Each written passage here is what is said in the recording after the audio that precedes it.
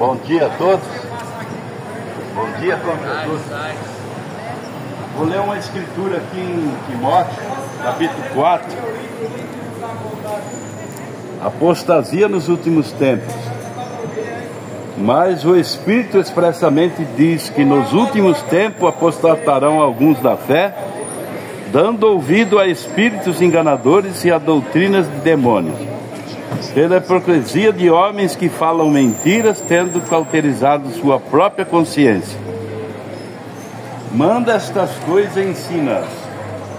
Ninguém despreze a tua mocidade, mas se o exemplo dos fiéis na palavra, no trato, na caridade, no espírito, na fé e na pureza.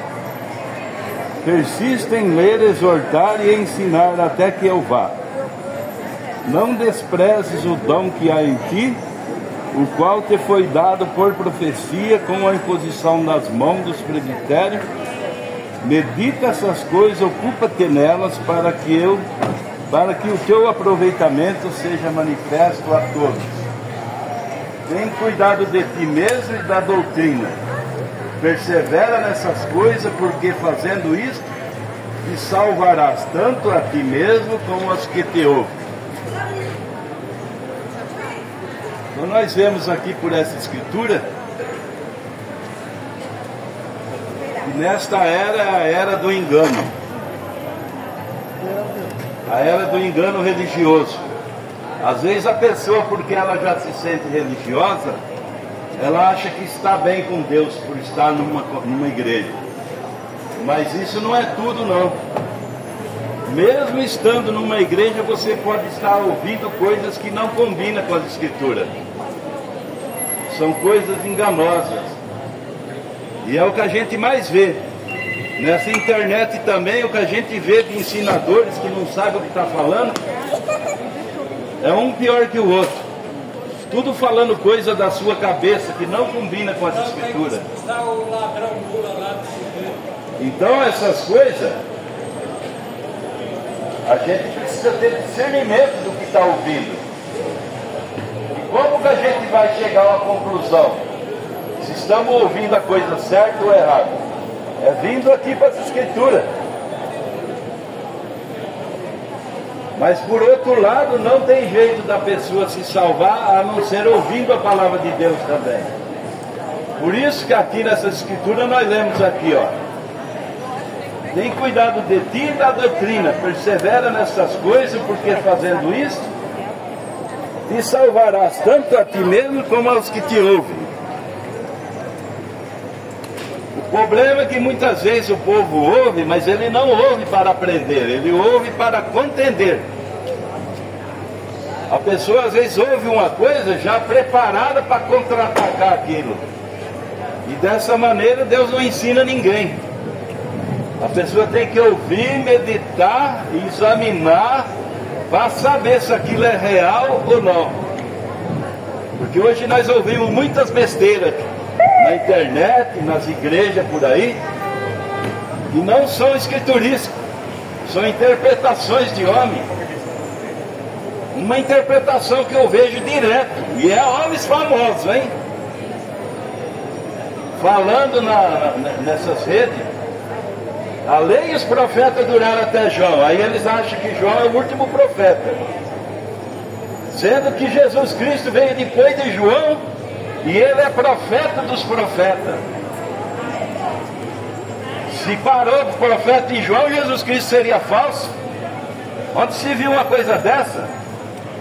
A Bíblia é bem clara, a lei e os profetas durou até João, os profetas da lei durou até João. De João para cá começou os profetas da graça, que é Jesus Cristo, o apóstolo São Paulo, e nós vemos em São Mateus o próprio Senhor Jesus Cristo falando: eis que eu vos envio profetas sábios e escribas, a um crucificareis, a outro apedrejareis. Se ele ia mandar, como é que acabou? Está vendo como essa doutrina não combina com as escrituras? Por quê? Porque são doutrinas de homem, que não tem lugar nas escrituras. São desmanchados quando você mostra as escrituras. Tanto é que essas promessas que Deus falou que enviaria profetas, em Malaquias, que é o Velho Testamento, tem igreja que também fala que o Velho Testamento é ultrapassado. Jamais! A palavra de Deus, ela é de Gênesis a Apocalipse viva e de proveito para todos. E a Bíblia fala que não passará os céus e a terra, mas essas palavras não hão de passar, sem que tudo cumpra. Em Malaquias mesmo, que é o Velho Testamento, fala assim: antes que venha o grande e terrível dia do Senhor, eis que eu vos envio o profeta Elias, e ele restaurará todas as coisas. Isso é o que? A promessa de enviar um profeta. Quando? Antes do grande e terrível dia do Senhor. Quando que é isso? A vinda dele agora. Só que antes dele vir, ele manda o precursor vir na frente, abrindo o caminho, mostrando o que ele está fazendo. Só que quando o homem estabelece essa doutrina da lei e os profetas duraram até Jó, ele não pode crer em mais nada, sendo que a Bíblia promete e ela cumpre. Mas eles não podem ver isso cumprindo, porque eles estabeleceram essa doutrina que é contra as Escrituras. Mas Deus não para porque o homem interpreta a Bíblia, não. Ele tem os seus homens que falam a verdade na terra. E para você saber quem está falando a verdade, onde que você tem que ir? Para as Escrituras. E as Escrituras falam que Deus enviaria esse profeta. E ele tem enviado. Nessa era ele enviou esse profeta Elias, e ia restaurar todas as coisas. E a Bíblia fala no Velho Testamento, em Amós 3,7, que certamente o Senhor Jeová não fará coisa alguma sem antes revelar os teus segredos aos teus servos profetas. Então toda vez que Deus vai fazer um evento na terra, ele envia um homem com uma mensagem advertindo o povo que ele está vindo. Então nesta era, ele enviou Elias pela quarta vez. E Elias ele vem 5 vezes na terra. Ele veio sobre Elias, sobre Eliseu, sobre João Batista. Agora ele veio nesta era sobre William Branham. E depois que a noiva for raptada, ele ainda vem mais uma vez, Moisés e Elias. 5 vezes. Para você ter certeza dessas coisas, você precisa ir para onde? Para as Escrituras. E a Bíblia fala em Apocalipse 10,7, no dia da voz do 7º anjo, quando tocar a sua trombeta, cumprirá o segredo de Deus, como anunciou teu servo os profetas. Então, Deus trata sempre como um profeta, para falar com o povo, porque aquele homem que é o profeta, ele é a boca de Deus para o povo naquela época. Na era de Elias, quem era a boca de Deus? Era Elias. Quando Elias foi e desceu e começou Eliseu em porção dobrada, a boca de Deus não era mais Elias, era Eliseu. Quando veio João Batista, a boca de Deus era João Batista. Quando chegou Jesus na terra, a boca de Deus era Jesus Cristo. Quando ele morreu e ressuscitou, ele falou: ficar em Jerusalém até que do alto seja revestido do poder. E eles ficaram lá até ser revestido desse poder. Quando eles foram revestidos desse poder, eles começaram a sair pregando o Evangelho. E o que eles pregaram? As primeiras coisas que eles fizeram quando receberam o batismo do Espírito Santo, o enchimento do Espírito Santo, foi sair pregando o Evangelho e convertendo as almas. E a fé vem pelo ouvir. E quando eles ouviram e gerou fé em seus corações, eles disseram para Pedro: o que devemos fazer, nós irmãos, para ser salvos? Ele disse: arrependei-vos e se convertei-vos, e cada um de vós seja batizado em nome do Senhor Jesus Cristo. Essa é a maneira bíblica de ser batizado. E a promessa é para vós, para vossos filhos, para todos que estão longe.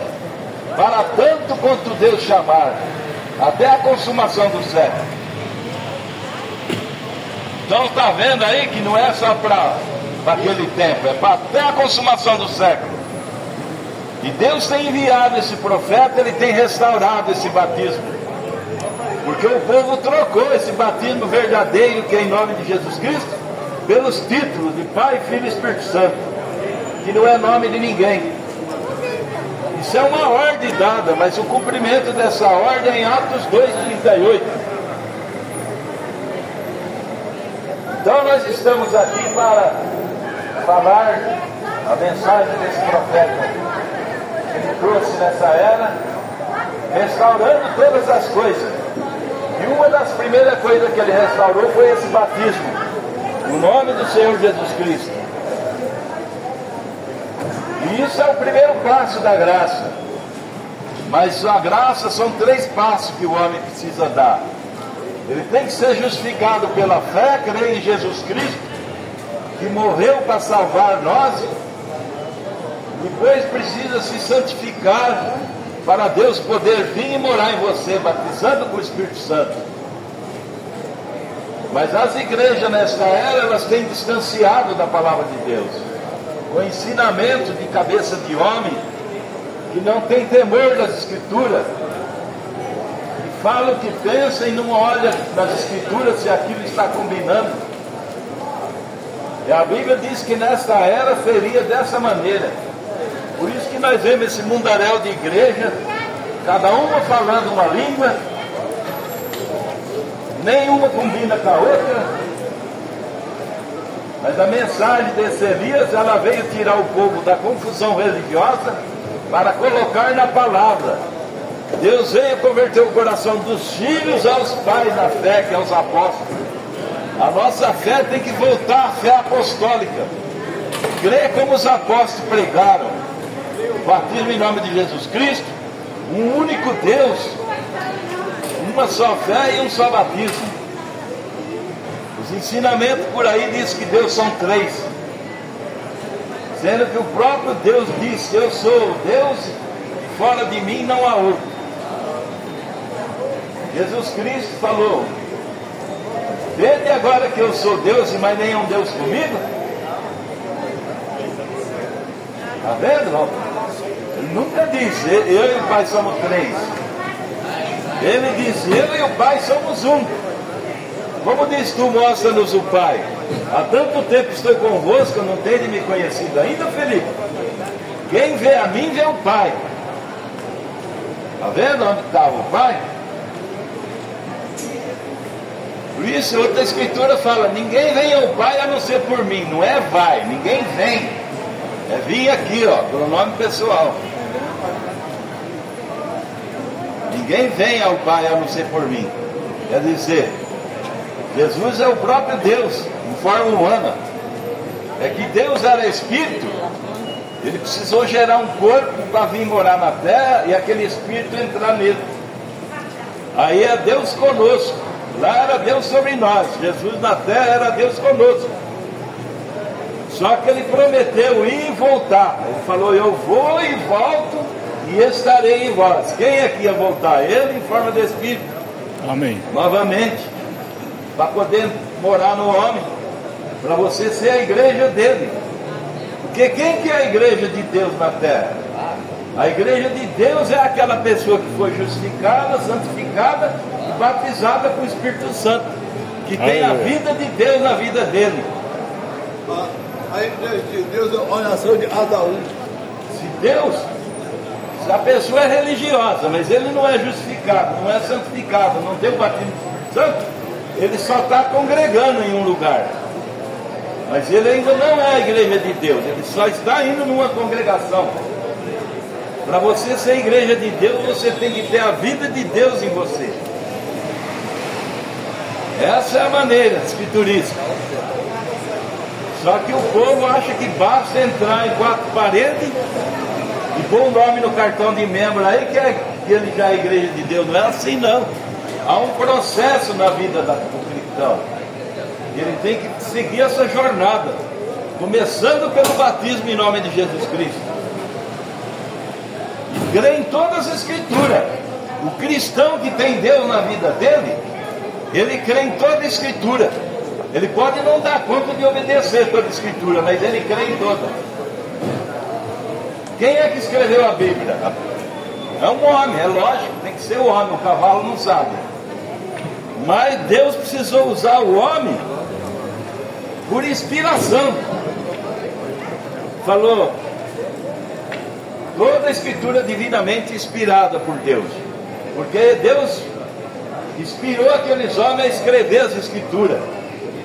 E tudo que eles escreveram cumpre, palavra por palavra. Porque é uma vindicação que aquilo é inspirado.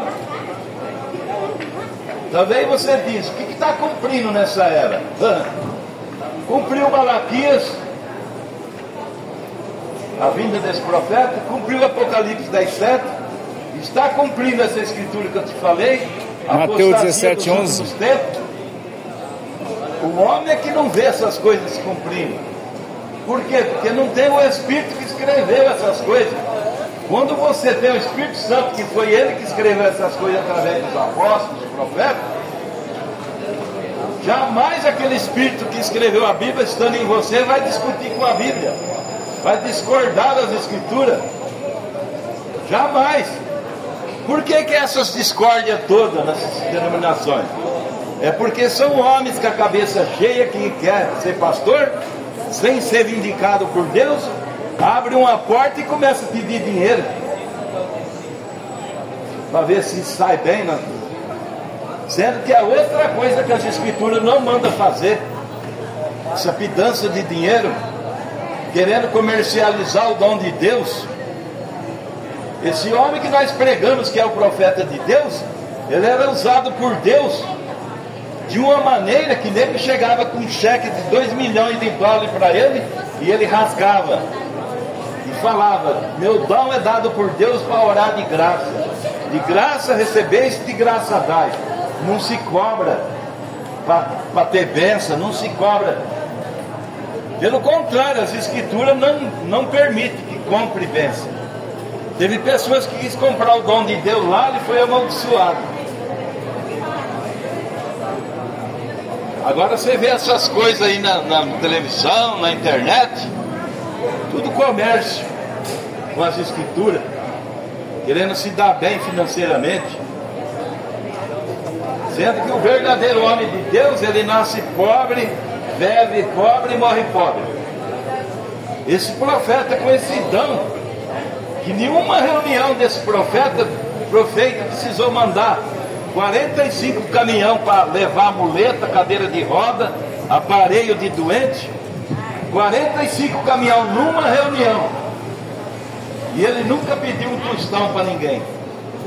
Por isso que Deus usava ele dessa maneira, porque ele era verdadeiro e obediente à palavra de Deus. E esse profeta, uma vez ele estava fazendo uma campanha numa cidade, um lugar muito caro, eles alugaram, e eles tinham que pagar o aluguel naquela data, e o dinheiro não tinha entrado.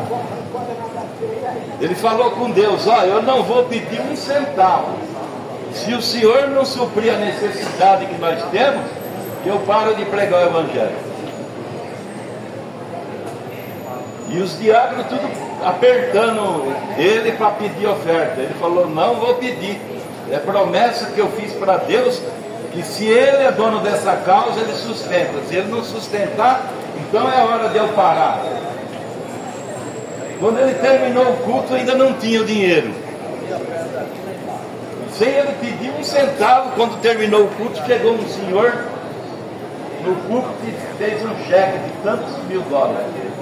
Era o que tinha que pagar aquele. O que é isso? É Deus cuidando da causa, sem pedir dinheiro, sem ficar fazendo a coisa fora das escrituras.